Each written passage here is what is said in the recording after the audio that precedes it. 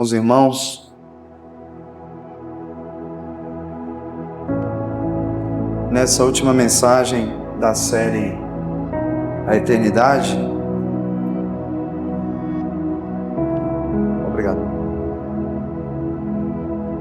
Queridos, falar sobre a eternidade é preciso toda uma vida e você não esgotará. Então, há muito o que ser dito. Eu jamais vou esgotar o assunto. Mas durante essas 2 semanas nós podemos refletir um pouco sobre o que virá. E hoje eu quero deixar uma reflexão aos irmãos sobre a eternidade mais uma vez. Nós vamos ler 2 Coríntios, capítulo de número 4. Glória a Deus. 2 Coríntios, capítulo 4.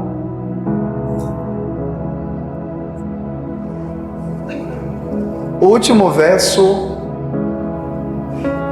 do capítulo 4.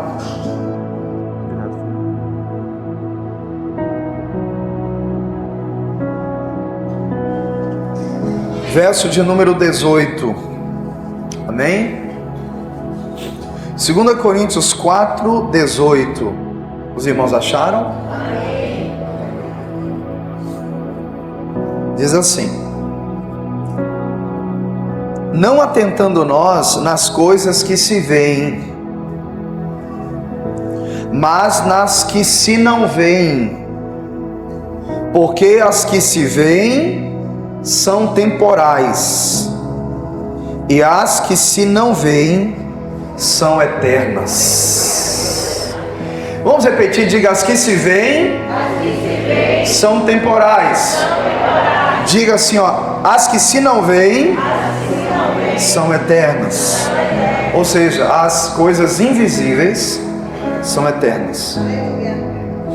Agora vamos a Apocalipse capítulo 21. Apocalipse capítulo 21.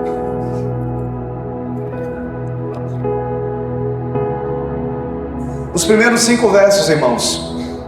Glória a Deus. Apocalipse 21 diz assim. Todos acharam? Texto sagrado diz assim: e vi um novo céu e uma nova terra, porque já o primeiro céu e a primeira terra passaram, e o mar já não existe. E eu, João, vi a cidade santa, a nova Jerusalém, que de Deus descia do céu, adereçada como uma esposa ataviada para o seu marido. Eu ouvi uma grande voz do céu que dizia: eis aqui o tabernáculo de Deus com os homens, pois com eles habitará, e eles serão seu povo, e o mesmo Deus estará com eles e será o seu Deus. E Deus limpará dos seus olhos toda lágrima, e não haverá mais morte, nem pranto, nem clamor, nem dor, porque já as primeiras coisas são passadas. E o que estava sentado sobre o trono disse: eis que faço novas todas as coisas. E disse-me: escreve, porque essas palavras são verdadeiras e fiéis. Amém. Vamos orar, irmãos. Senhor, esta é a sua palavra. Fala conosco, Senhor. Nos alimenta, ó Deus, para não apenas para essa semana que se inicia, mas para toda uma vida, Senhor. Que esta palavra fique cravada em nossa alma como revelação do Teu Espírito. Que assim seja, em nome do Senhor Jesus. Amém. Amém? Glória a Deus. Queridos, conforme eu disse, nós estamos na terceira e última mensagem dessa série, A Eternidade. E depois, eu gostaria de perguntar aos irmãos se você gostaria... Amém? Está falhando aqui, irmão. Vou trocar de microfone. Amém? Pode ser o branco? Pode ser? Ok. Muito bem.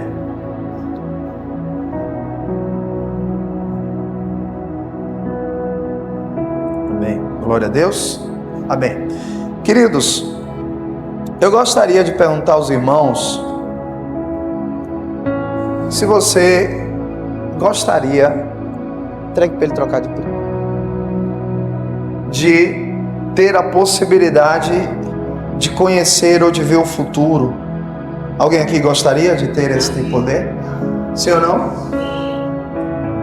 Você gostaria de ter a possibilidade de saber o que vai acontecer daqui a 5 minutos, 1 ano, 2 anos? Livrar-se de acidentes, circunstâncias e situações na sua vida? Você gostaria de saber o que o futuro nos reserva? Amém? Conseguiu? Muito bem, obrigado, querido. Queridos, você talvez não possa ver o futuro, mas você acha que você pode confiar em quem viu ou vê o futuro? Sim ou não? Alguém sabe e conhece o futuro, já viu o futuro, você acha que você pode confiar nessa pessoa? Ou nesse ser? Ora, se ele viu o futuro e sabe o que vai acontecer, como não confiar em quem já viu? Você acha que você poderia confiar em quem não apenas viu, mas escreveu o futuro? Sim ou não? Vou além porque tem irmãos com dúvida. Você acha que você pode confiar em quem não apenas viu, vê? Não quem apenas escreveu o futuro, mas quem já está lá no futuro. Aleluias. João viu o futuro. E quando ele viu o futuro, ele disse: Deus estava lá. Vou falar de novo. João viu o futuro. E lá no futuro ele disse: Ele estava lá. Deus, Jesus estava lá. Glória a Jesus. Ora, Jesus está aqui hoje. E Ele já está lá no futuro, porque Ele é atemporal. Amém? Ou seja, para Deus, passado, presente e futuro são a mesma coisa, eles coexistem. Para nós existe passado, presente e o futuro que é que a gente espera, mas para Deus não tem essa diferença. Deus está no passado, ao mesmo tempo está no presente, ao mesmo tempo no futuro, porque Ele é atemporal, ou seja, Ele está acima do tempo. Deus, Ele é tão grande. Nós lemos aqui o Salmo 90, se puder projetar, por favor, no início do culto, que quando Moisés escreve a seu respeito, porque o Salmo 90 é um salmo de Moisés, aleluia. No versículo 2, Moisés escreve e diz assim: antes que os montes nascessem, aleluia, ou que tu formasses a terra e o mundo. Ele está dizendo: o mundo não existia, a terra não existia. Aí ele diz assim: tu és tão grande, em outras palavras, que de eternidade a eternidade tu és Deus. O que isso quer dizer? Deus, Ele não existe apenas, Deus é. Diga comigo: Deus é. Eu fui buscar um dos significados de existir, e um dos significados de existir fala sobre a possibilidade de estar vivo por um determinado tempo. Deus ele não apenas existe, porque Ele também existe pelo fato dele ser e estar vivo, mas Ele não apenas existe, Ele vai além. Deus e é por isso que Moisés escreve de eternidade a eternidade. Olha aqui para mim, não dá para entender Deus, porque Ele está dizendo que Ele é de eternidade a eternidade. Eu posso virar para você e dizer que você é eterno, porque um dos significados de eterno é que tem começo, mas não tem fim.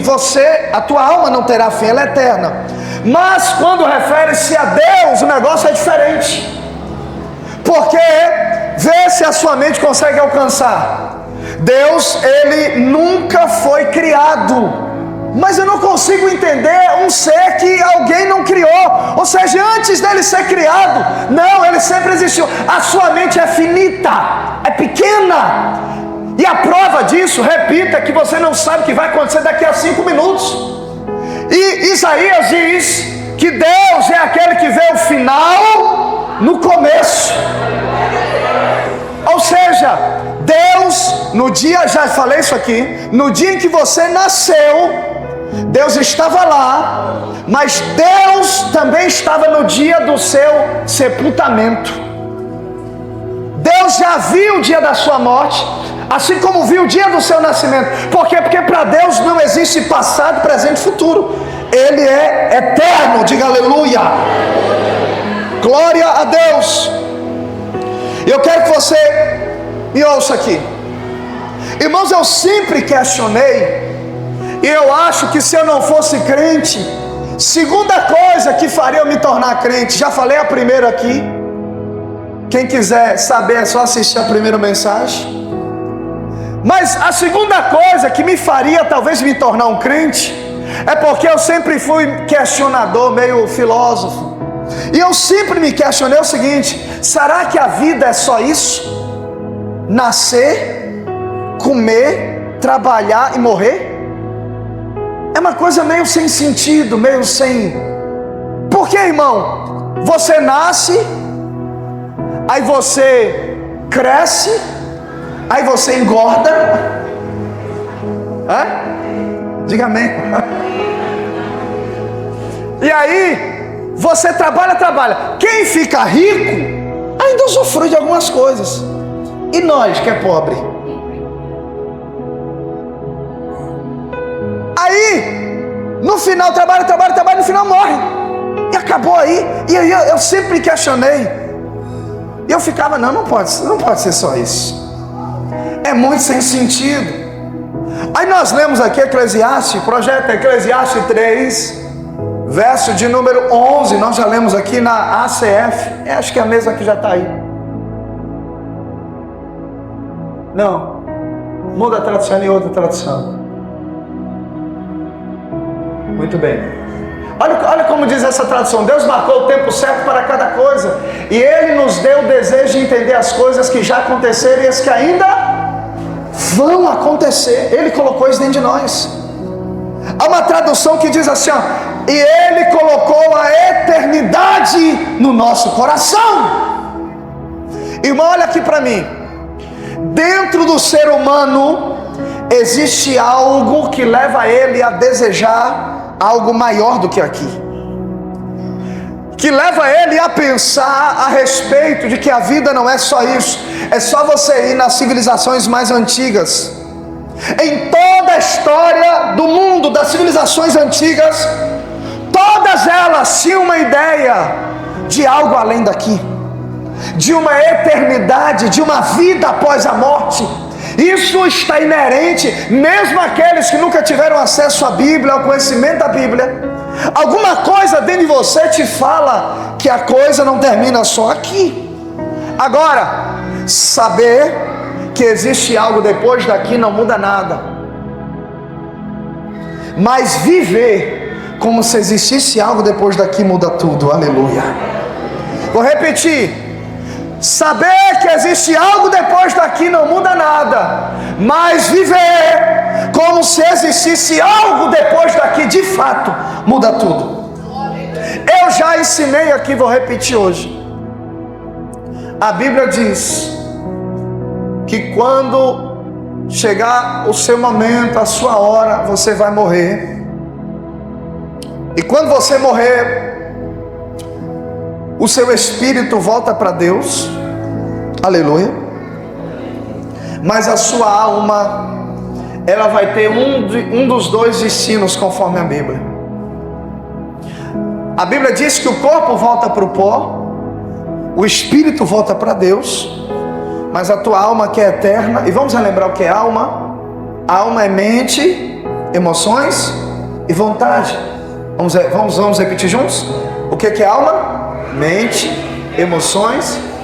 O que é alma? Alma é o que você é de verdade. Eu já ensinei isso aqui. Você é essas três coisas: mente, emoções e vontade. Em Lucas capítulo 16, versículo 22, se puder projetar, a Bíblia narra uma história, e o texto sagrado nos mostra que quando você morre, o teu corpo volta para o pó, conforme Eclesiastes nós já citamos, o teu espírito volta para Deus, mas a tua alma só tem dois lugares para ir. Lucas 16, olha 22. Muda a tradução para ficar a tradução mais. Bota a CF, né? É a CF aí? Muito bem. E aconteceu que o mendigo morreu. Vamos esquecer a nomenclatura, mendigo e rico. Vamos apenas pensar. E foi levado pelos anjos para o seio de Abraão, que é o mesmo que paraíso ou céu. Escute isso. Ele morre, os anjos pegam a sua alma e levam para o céu. E morreu também o rico e foi sepultado. E aí, ele ficou na sepultura, pastor. Falei isso aqui esses dias. Não, olha o 31, perdão, olha o 23. E no inferno, ergueu os olhos, estando em tormentos, viu ao longe Abraão e a Lázaro no seu seio. Irmão, a primeira verdade aqui desse texto é que só tem dois ensinos na eternidade: ou é céu ou é inferno. A segunda verdade desse texto aqui está no verso 24. Passa, por favor. Aí lá no inferno, ele disse assim: Pai Abraão, tem misericórdia de mim e manda Lázaro que molhe na água a ponta do seu dedo e me refresque a língua, porque estou atormentado nesta chama. A segunda verdade aqui é que depois da sua morte, você vai para um dos dois lugares. E se você for para este lugar chamado inferno, a Bíblia diz que lá haverá um tormento imenso, a ponto, conforme ele disse, de uma gota molhada na água é suficiente para aliviar tamanho o sofrimento, tamanho o tormento e a dor que lá haverá. Alguém já se queimou aqui? Pouca gente, né? Olha, apareceu mais gente. Irmão, pense que não é um negócio bonito não, nem legal. Uma vez mesmo, virou um negócio aqui no meu braço, fazendo um café, que misericórdia. Só que a queimadura, ela fica ardendo, ó. Meu amigo, parece que o bicho não demora e fica aquele negócio, não vai parar não essa dor. A Bíblia diz que no inferno é como se a chama não se apagasse.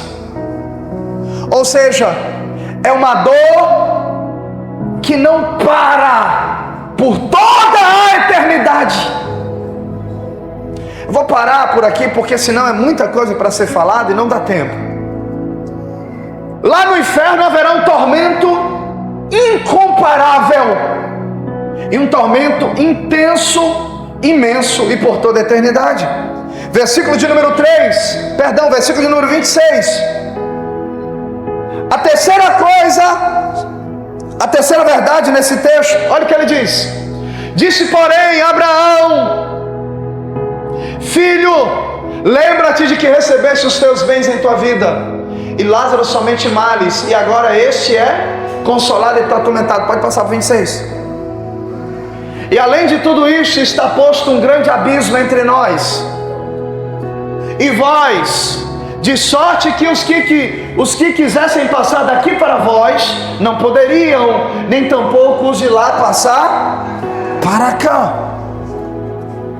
A terceira verdade nesse texto aqui sobre a eternidade é que, uma vez lá, não haverá possibilidade de mudança de destino. Não haverá possibilidade de mudança de local, de destino após a nossa partida.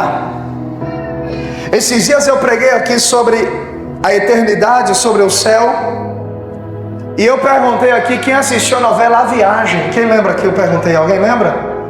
E os irmãos responderam, até o nome dos personagens, os irmãos falaram. E aí, meu irmão, eu era criança quando aquela heresia, a Rede Globo colocou para afetar a mente de milhões de pessoas.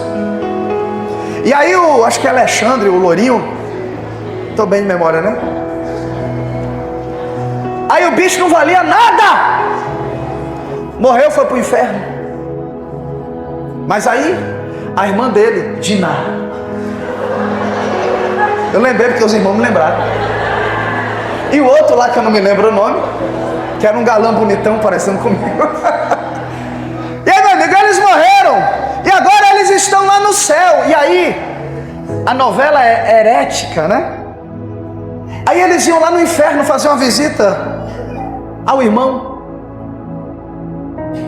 E eu não vi o capeta lá, eu não procurava, ele não aparecia, mas também não via Jesus, né? No céu.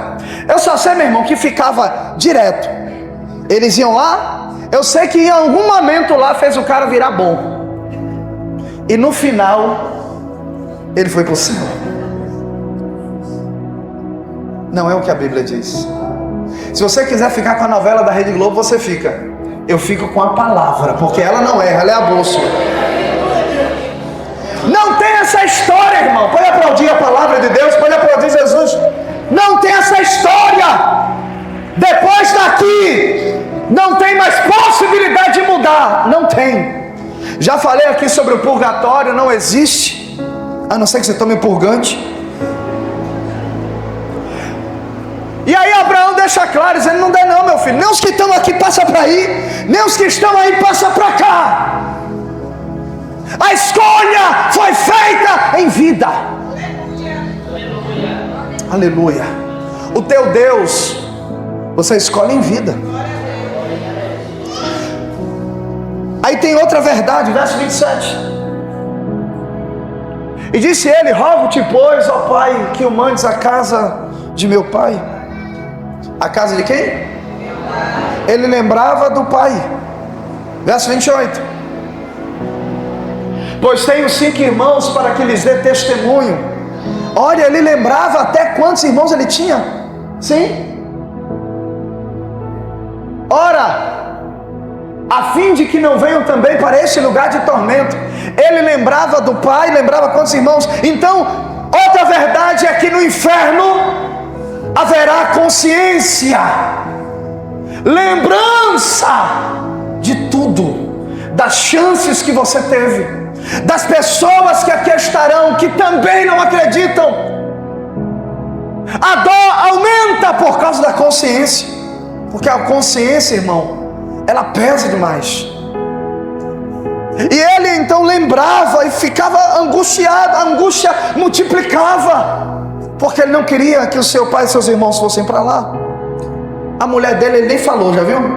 É como se dissesse, deixa ela vir. Mas, enfim, deixa isso quieto.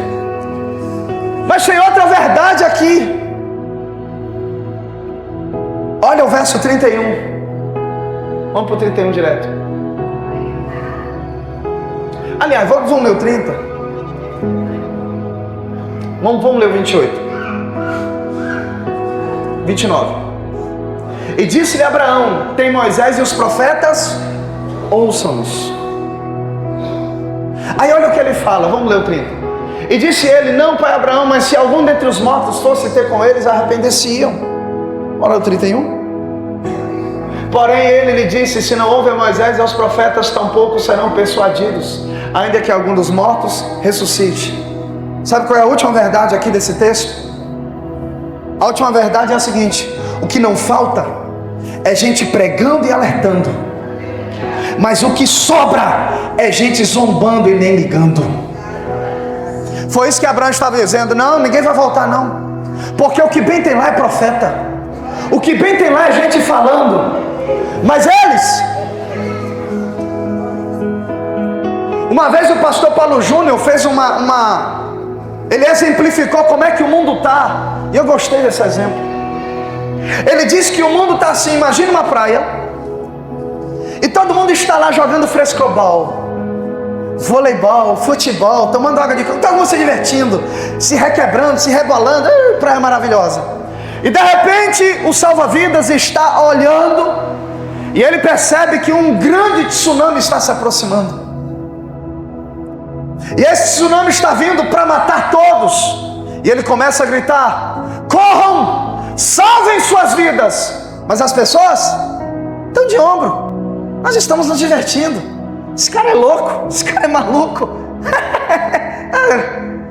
E ele grita: acordem, salvem suas vidas. Mas as pessoas continuam dando de ombro, até que o tsunami chega e mata todos. Apenas aqueles que deram ouvidos. Jesus falou que os últimos dias seriam como os dias de Noé. As pessoas, a depravação moral aumentaria de uma forma inexplicável. As pessoas seriam alertadas, mas elas não ouviriam. Aí ele diz assim: até que todos riram, zombaram de Noé, até que a chuva veio. E aí, meu irmão, quando a chuva veio, Jeová fechou a porta da arca pelo lado de fora. E aí todos gritaram, mas não havia mais oportunidade. A hora é agora, o dia é hoje, aleluia. Só lembrando a você que esse texto aí, já falei aqui em uma das mensagens, segundo os eruditos, os estudiosos, não é uma parábola, não é uma história fictícia, porque em parábolas nomes não são citados, nomes próprios. É a única que Jesus cita nomes. Tudo indica que isto foi um fato que ele viu na eternidade, um fato real, e ele então partilha deste fato. Não é uma história para exemplificar, para que a humanidade acorde, para que a humanidade desperte, aleluia. Jesus é Deus e Ele nos alerta todos os dias. No início eu perguntei se você pudesse ver o que o futuro nos reserva, e eu disse que João viu, e ele foi arrebatado, ele foi levado em uma viagem para ver o futuro, e para nos avisar sobre o que ele viu, glória a Jesus. E quando ele está chegando no final desta viagem, ele escreve o capítulo 21. Se você quiser deixar aberto. Claro que ele não escreveu capítulos, né? Mas ele está chegando no final.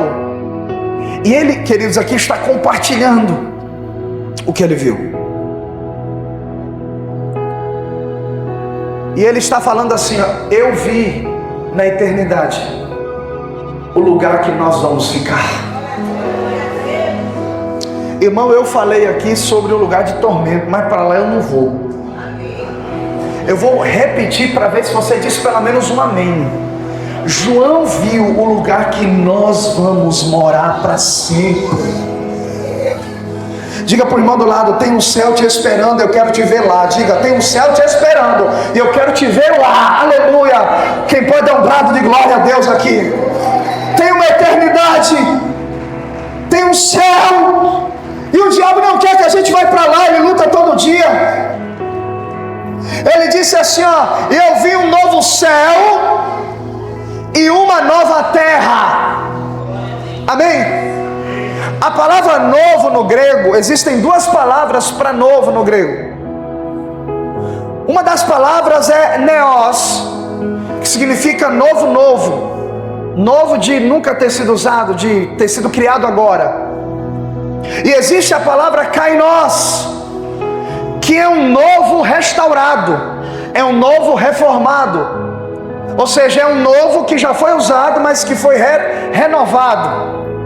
Quando João diz, eu vi um novo céu, ele não usa o termo neos, ele não está falando de algo totalmente novo que nunca foi usado, não. Ele está falando a expressão kainos, ou seja, um novo restaurado. Ele está falando de uma terra restaurada. Aleluia. Irmão, aqui no capítulo 21, os homens já foram julgados. Aleluia. O julgamento já aconteceu. Tudo já está consumado e ele está vendo a eternidade. Glória a Deus. Irmãos, eu sempre vou a cultos fúnebres. E é o pior momento na vida de um pastor. Porque é um momento difícil para todo mundo. A família chora, os amigos choram, o coração está doído, e você tem que pregar, tem que falar, e as palavras têm que ser escolhidas com cuidado. É um momento difícil, mas apesar de ser um momento doloroso, momento da despedida, é um momento muito oportuno. Conforme no primeiro dia nós falamos aqui, o homem mais sábio que já existiu, Salomão, disse que é melhor ir em um culto fúnebre, em um velório, onde há luto, do que em uma festa.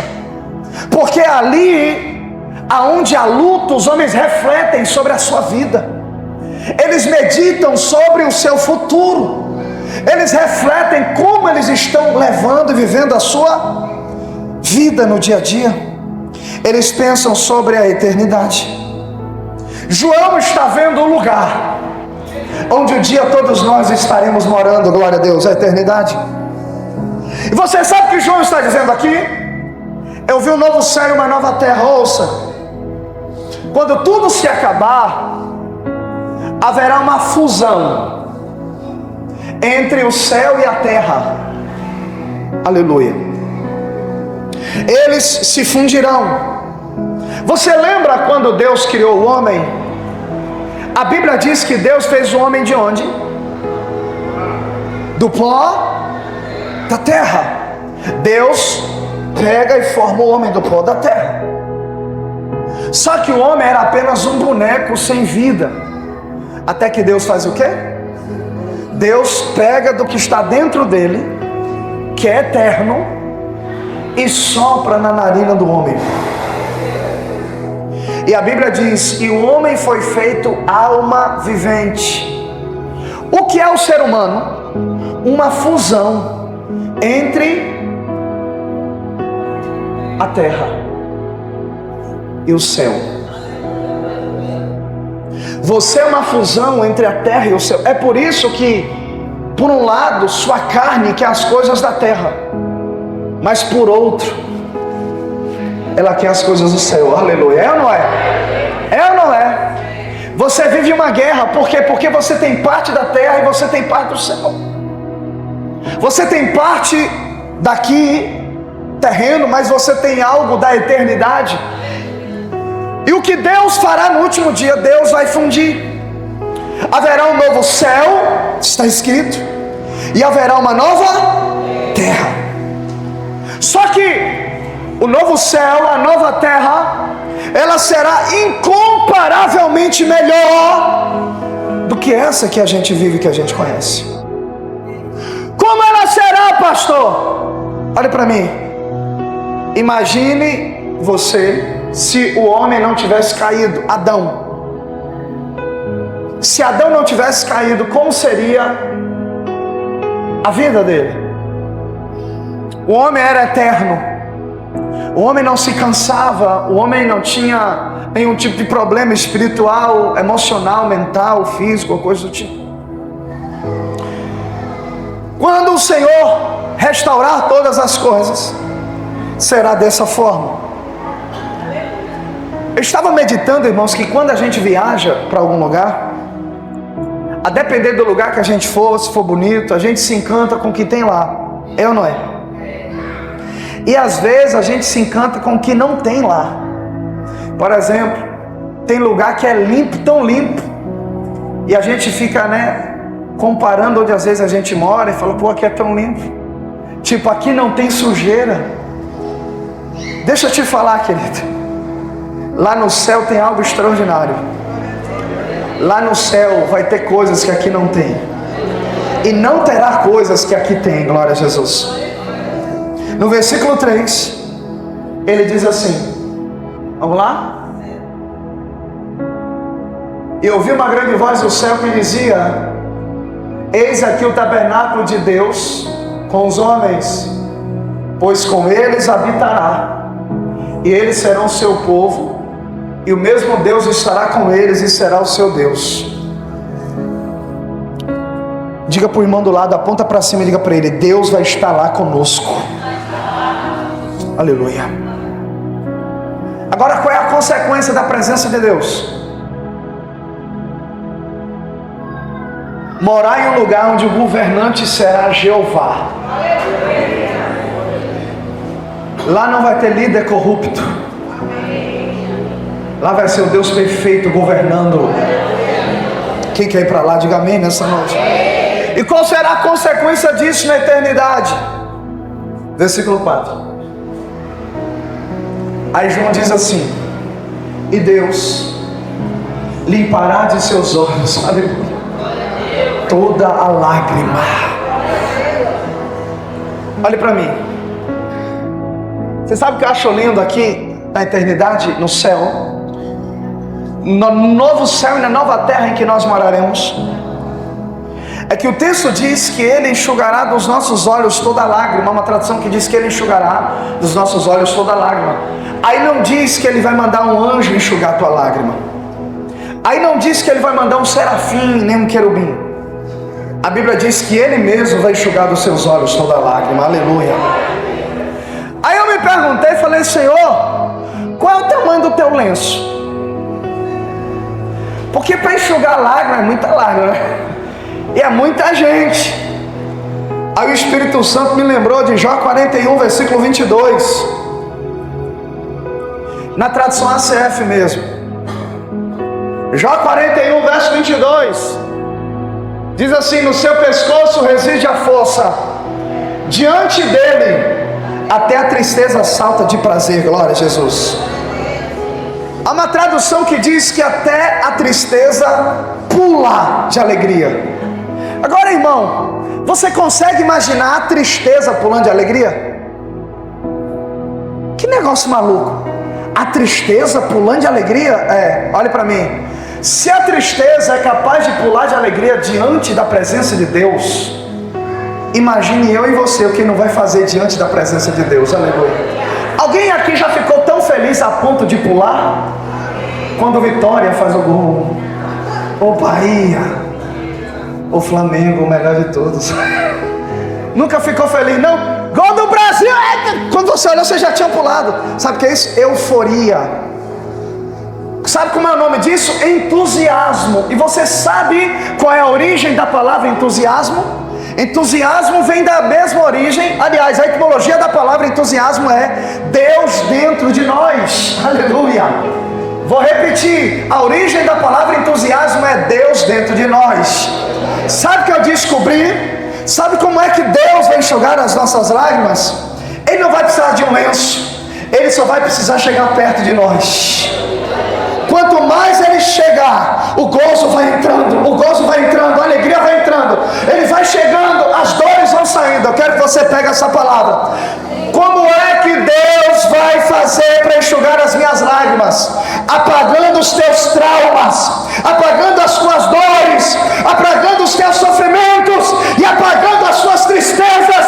A própria presença dEle vai te alegrar.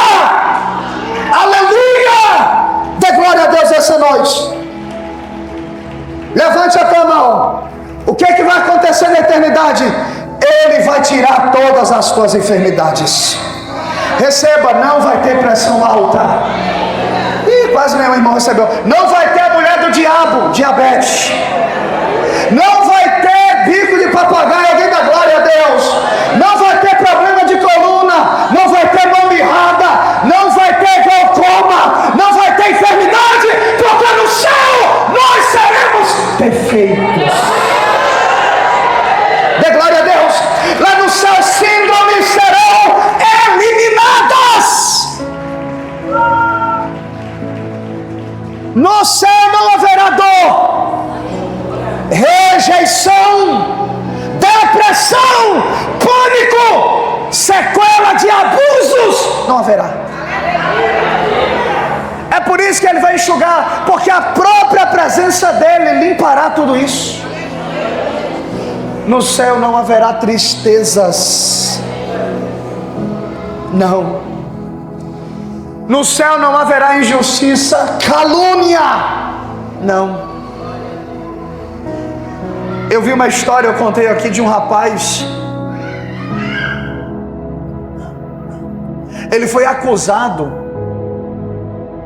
de abusar de uma criança. A própria criança reconheceu que foi ele. Ele foi jogado em uma cela. Ele foi estuprado por vários homens. Adquiriu doença. E lá na frente, ele foi inocentado. A criança mudou tudo. Esse cara ganhou um trauma. Eu vi ele dando a entrevista. Ele disse: minha vida acabou. Quando eu vi isso, eu estou falando de uma coisa, mas tem várias injustiças no mundo. Eu me perguntei assim: como é que fica isso, Senhor? Como é que fica a vida de alguém? A vida da pessoa acabou, o cara foi acusado inocente. E o povo é assim: o povo ouve e mete o pau. Depois que descobre, ninguém fala nada. É assim que o mundo é. Mundo de injustiça. Um rapaz de 30 anos.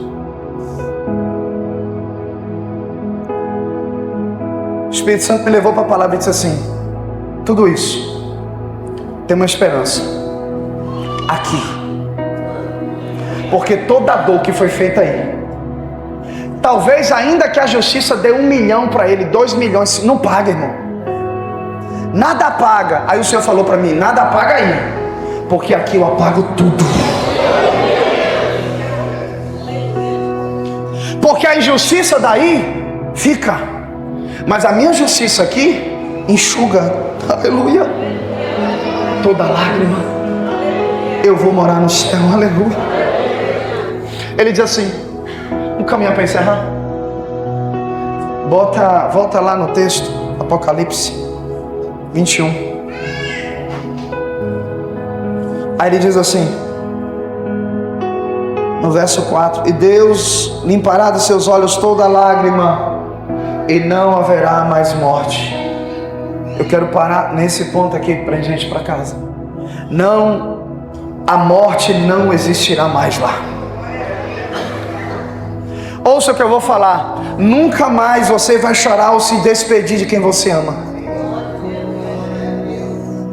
na eternidade com Deus. A humanidade, irmãos, ela busca a imortalidade, sim ou não? Mas ela nunca vai conseguir. Para os pesquisadores, até 2045, era 2030, agora já jogaram para 2045. Dos seres humanos, nós seremos imortais. Eles acreditam que até 2045, a ciência vai descobrir o segredo da imortalidade. Ilusão. Tem um livro chamado A Morte da Morte, a possibilidade científica da imortalidade. E nesse livro o autor trata sobre a possibilidade real da ciência conseguir a imortalidade dos homens. Ilusão. Mas por que é que a humanidade busca isso desenfreadamente? Por que é que queremos ser imortais? Eu vou te explicar por quê. A imortalidade é uma ilusão terrena mas no reino de Deus é uma realidade. Vou repetir: a imortalidade aqui na terra é uma ilusão, mas no reino de Deus é uma realidade. Aleluia. Agora ouça: por que é que nós não aceitamos a morte? A gente se conforma com ela, ou não é? Ou não é? A gente não aceita, a gente se conforma. Por quê? Porque nós fomos criados para viver eternamente. A morte não era para existir. Ela entrou como uma intrusa mesmo. E é por conta disso que a morte nunca é aceita. E amado, Apocalipse 20:14 diz que a morte é um espírito. E olhe para mim, hoje a morte é um espírito invencível. Me diga um que diz assim: eu vou vencer a morte. Me diga um que diga assim, ó: eu vou driblar a morte. Eu tenho poder da morte não me alcançar. Não existe? Agora você já se perguntou por que Jesus veio à terra? Aleluia. Já? Jesus veio à terra com um propósito: vencer a morte. Se você tivesse entendido, você tinha dado glória para rachar o fogo. Você não deve ter entendido nada. Nenhum homem consegue ou conseguia vencer. Satanás sorria e dizia: morte eterna. Aí teve que vir alguém para dizer assim: eu vou descer e eu vou vencer aquilo que ninguém vence. Você está entendendo? Aí ele viveu 33 anos e não podia pecar, porque a morte só pode matar quem tem pecado. Por isso que ela pegou Adão. Antes de Adão pecar, ele não morria. Antes de Eva pecar, ele não morria. Pecou, a morte disse: agora eu te pego. Ele tinha que viver sem pecar, e ele viveu 33 anos sem pecar. Glória a Deus. Quando ele foi levado para a cruz, a morte foi atrás. Bate o prego, vamos ver se ele peca. Vai pecar, vai falar um palavrão, vai. Aí ele disse: Pai, perdoa, que eles não sabem o que fazem. Bota na cruz, aí bota um para. Ei, tu é nada, se tu fosse filho de Deus, salvava nós para ver se ele peca. Ele quer. E a morte está rondando e não consegue. Por quê? Porque ele não tem pecado. A morte faz de tudo para matar o Filho de Deus, mas não consegue. É por isso que a Bíblia não diz que a morte o matou. A Bíblia diz que ele entrega o seu espírito. Qual homem que tem o poder de fazer isso? Ele te entrega e morrer. Ninguém faz isso. Você não tem esse poder. Ele tinha, porque ele não tinha pecado. E ele percebe que a morte está tentando, mas não tem como pegá-lo. Aí de repente ele vê que a hora é chegada, ele grita: Tetelestai, está consumado, paguei a dívida, eu esgotei todas as coisas. Aí ele olha para cima e diz: Pai, em tuas mãos eu entrego o meu espírito. Aí o espírito, o corpo morre, a morte não pode matá-lo. Aí Paulo escreve: onde está a morte? O teu aguilhão é força. Onde está o inferno? A tua força. Jesus te venceu na cruz do Calvário. Olha, aplaudir. Olha, aplaudir a Jesus. Ele venceu a morte, o invencível. O diabo pode te dar dinheiro, o diabo pode te dar fama, o diabo pode te dar sucesso, o diabo pode te dar poder, mas tenta ver se ele pode te dar paz. Tenta ver se Ele pode te dar alegria e esperança, ou tenta ver se Ele pode te dar vida eterna. Ele não consegue, porque Ele não pode dar o que Ele não tem. Eu tenho uma boa notícia para te dar hoje. No teu futuro você vai se encontrar com quem se foi, e vai abraçar muita gente que você pensa que nunca mais vai ver, porque está viva na eternidade. Eu finalizo, pastor, eu quero ir para esse lugar maravilhoso. Você quer ir para lá? Aleluia. Qual é o preço da passagem, pastor? Eu quero ir para esse lugar aí de paz. Eu preciso. Qual o preço da passagem? Nenhum, porque Ele já pagou a sua passagem. Ele já pagou? Basta aceitar o convite dele, que é de graça, e se manter no transporte até o final. Qual é o caminho para lá? Ele mesmo é o caminho, aleluia, porque Ele disse em João 14, eu sou o caminho, aleluia. Pastor, é assim? Não, eu só preciso ter fé nele, obediência a Ele. João 14, 15, olha o que Ele diz. João 14, pode projetar, João 14, 15. Olha o que Ele disse.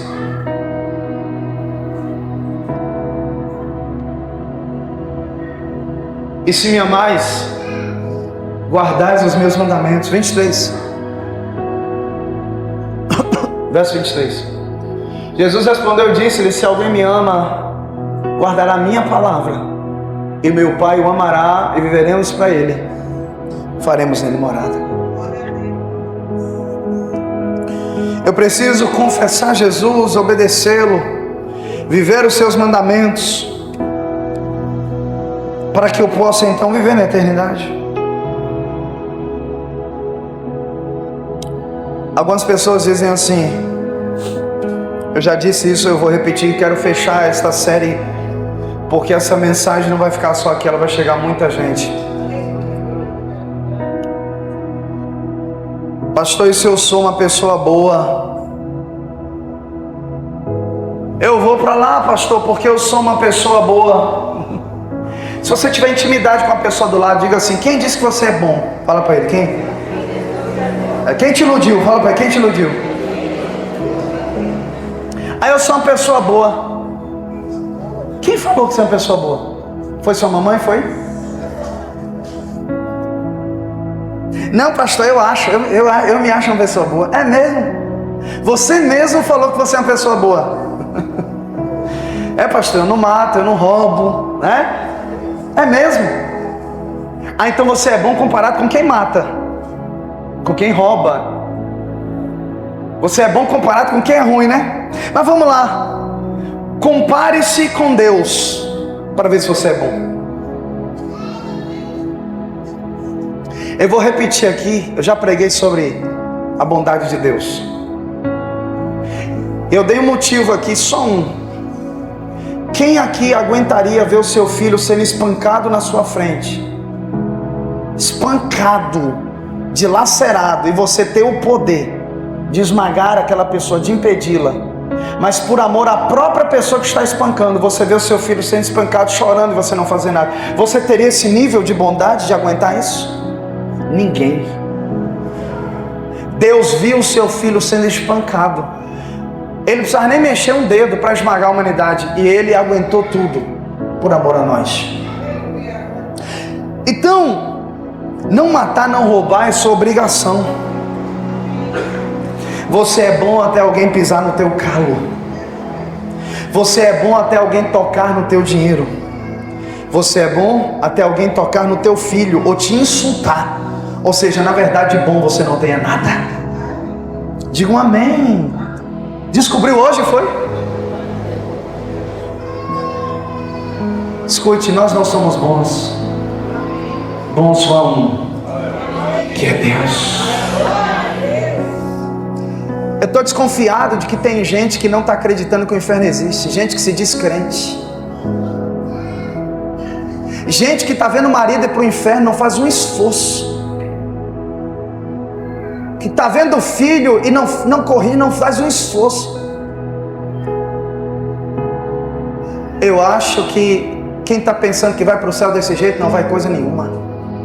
Porque se eu fosse uma mulher, meu marido não fosse crente, eu estaria fazendo de tudo para esse homem se converter, orando, pregando, mostrando o caminho para ele. Se ele não quisesse, era problema dele, mas minha parte eu ia fazer. E tem mulher que não faz um mínimo. Deus me mandou falar isso aqui agora. Então, tem gente que diz assim: pastor, eu tenho uma religião.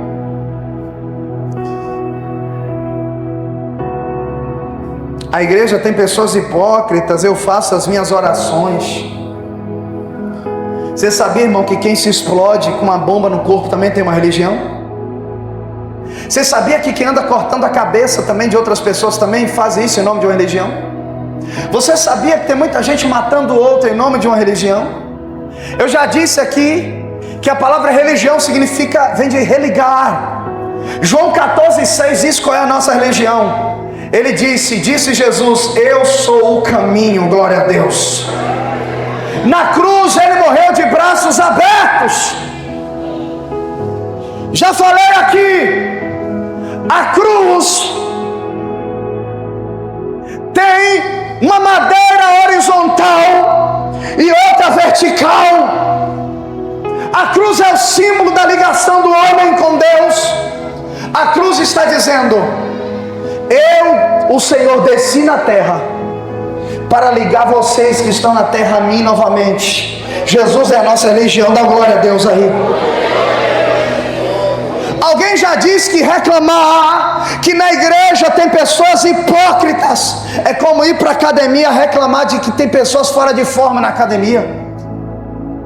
Elas estão lá para entrar em forma, não porque estão em forma.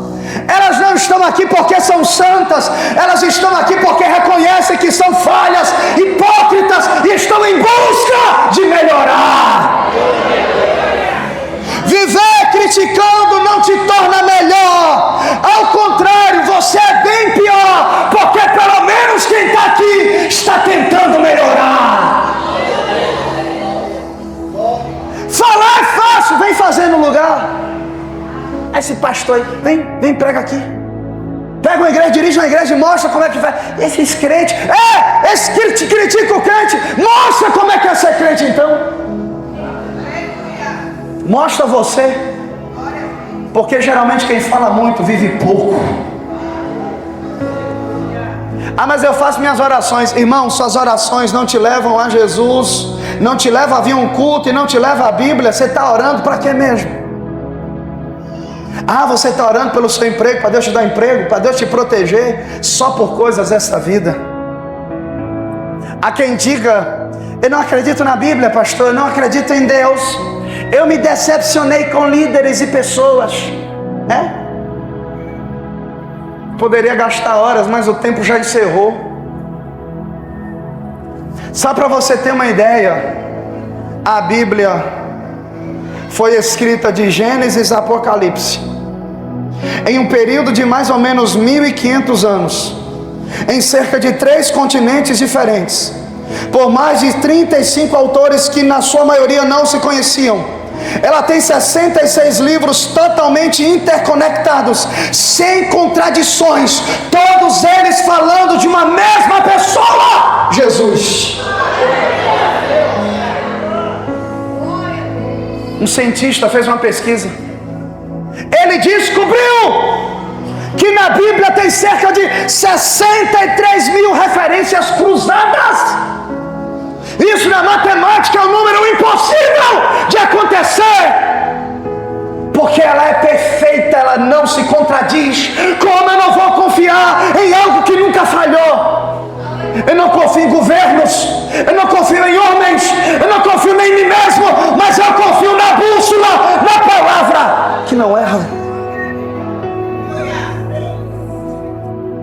Ah, pastor, eu não acredito em Deus. Irmão, o fato de você acreditar ou não muda a realidade nem os fatos.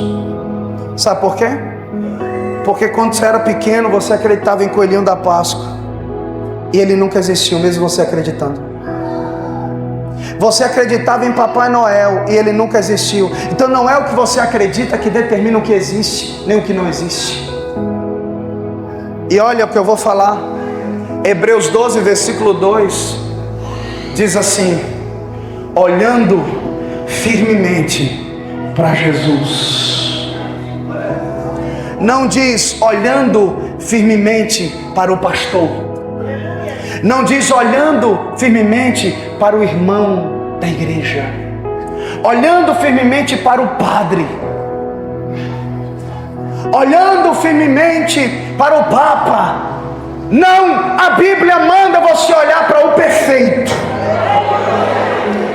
Se decepcionou? Pois você já devia ter se decepcionado com você mesmo também. Quer conhecer alguém falho? Chega em casa e olha no espelho. Porque você já errou 1 milhão de vezes e quer a perfeição dos outros, devia sentir vergonha. Hipócrita. Se você está procurando perfeição, morra e vai logo para o céu. Porque lá tem perfeição. E não me olha cara fechada não, que eu vou falar mais ainda. Olhe para cá, eu me decepcionei.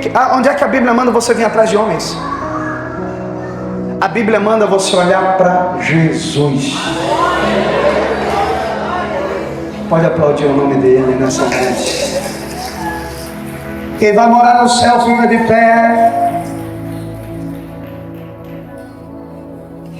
Eu vou para a eternidade. Quem vai para a eternidade?